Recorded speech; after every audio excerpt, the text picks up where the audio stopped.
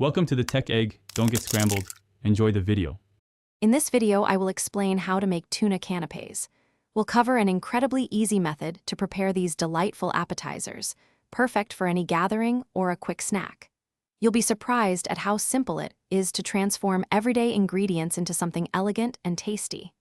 This approach focuses on efficiency without compromising on flavor, ensuring your canapés are a hit every time. Get ready to impress your guests with minimal effort and maximum deliciousness. To begin, you'll need just a few key ingredients. Start with 1 5-ounce can of tuna, thoroughly drained to avoid excess moisture. Next, grab 2 tablespoons of your favorite mayonnaise to bind everything together and add a creamy texture.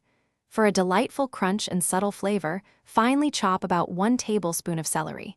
A squeeze of fresh lemon juice, approximately 1 teaspoon, will brighten the entire mixture. Finally, have your choice of small crackers or toasted bread slices ready as your canapé base.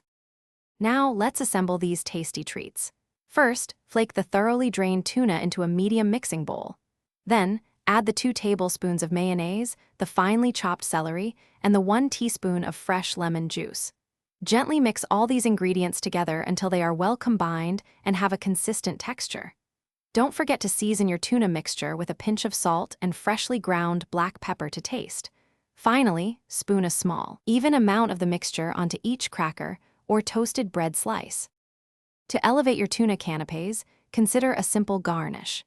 A small sprig of fresh parsley, a thin slice of cucumber, or even a tiny olive can add visual appeal and a burst of extra flavor.